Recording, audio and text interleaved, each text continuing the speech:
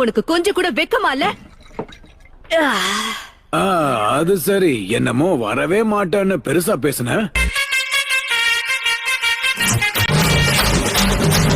அவன் கூட இப்ப அவன் நண்பர்களும் இருக்காங்க. இது அவ்வளவு சுலபமா இருக்க போறதில்ல. அது மட்டும் இல்லாம அவன் காக்கசுவா ஒரே அடியில வீழ்த்தி இருக்கான். இருக்கட்டும், ஆனா எங்களுக்கு அதை பத்தி எந்த கவலையும் இல்ல. அவன் வாய ரெண்டா கிழிச்சிருவேன். ஏன் இப்போ பொங்குற டேடாரா? அமைதி அமைதி. நீதான் அவங்க வீசின வேட்ட வீம்புக்குன்னு கையில பிடிச்ச. நீ வாங்கி வீசுறதுக்குள்ள டமால்னு கையிலேயே வெடிச்சிருச்சு.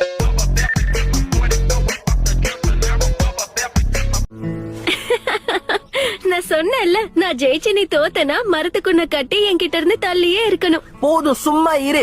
ஒன்னுத்துக்கும் உதவாத மொக்க மூஞ்சி. தலைவரு திமிங்கலம் தானோ.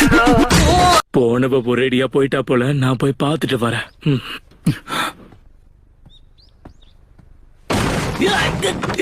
என்ன விட்டு நகர்ந்து போ. அது ஒவ்வொருத்தரோட தனிப்பட்ட விருப்பத்தை பொறுத்து இருக்கு. வாய மூடுறியா? ஓவரா பேசாத. உலகத்துல பொண்ணுங்கன்னு ஒருத்தங்க இல்லன்னா பசங்களுக்கு ரிஜெக்ஷனே இருக்காது.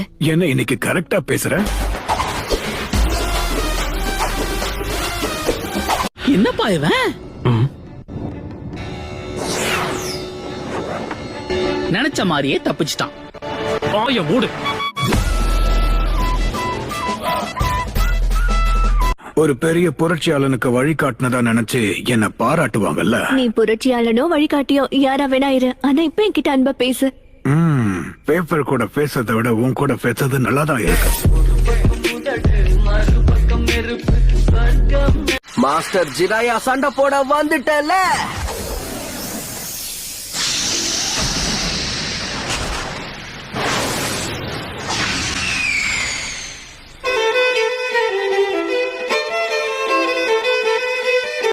என்ன தொண்ணி குடிச்சிட்டு இருக்கியே? அது வயித்துக்குள்ள போதா இல்ல ஆவியாகி மேல போதா? அதை விட நீ தப்பா நினைச்சுக்கலன்னா உன்கிட்ட ஒண்ணு சொல்லலாமா? மரியாதையா வாய மூடிட்டு ஓடி போயிடு.